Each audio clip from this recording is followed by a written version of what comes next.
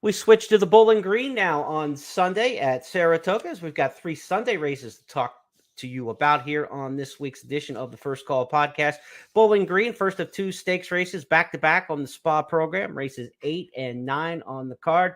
And in this Bowling Green Stakes, a field of 6. This is kind of what we've seen a lot in these Saratoga graded stakes races. Grade 2, purse of $250,000.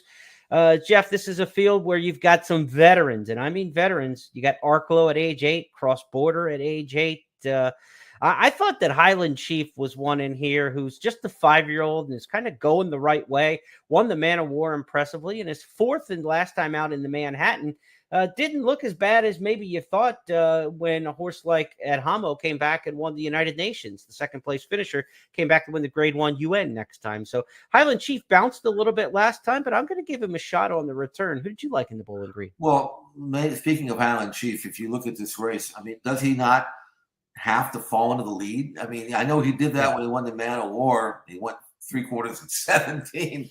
But there really isn't a front runner. I guess you could say that maybe L'Imperador on his best day might want to go from the rail. And it's a kind of a weird pace scenario here. Yeah. But Arklow, he was really good last year, and then he kind of tailed off. He had a terrible trip in the Del Mar Handicap. Really should have won that race, and they got beat a neck in the Turf Cup, and then he was stale in the Classic, and they put him away. Now he's back, and he's been gone for like 9 months. Right. I like the way he's been training, though, and I think he's the kind of horse that has run well fresh in the past, and maybe the time off, even at age 8, will be beneficial. This was a bullet work here. 48 breezing, fastest of 55. You can see how easily he's going. He's sharp. He's eager. He's feeling good. He looks like a horse that's ready to resume his career. Sometimes it's tough to get 8-year-olds to win off a layoff because you don't want to work them too hard, and you usually leave something to work with and race them into shape, and it might be the case here for Brad Cox. But Brad hits at 27% with layoff runners. Here's a horse who's got a history of running well fresh.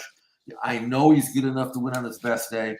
So I went with Arklow on top, but Highland Chief, to me, if he were to run back to either one of his last 2 races, again, both triple-digit buyer performances, he certainly has a very good look here.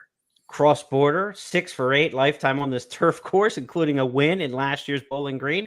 He's the defending champ. Rock Emperor, we didn't mention that, Chad Brown trainee.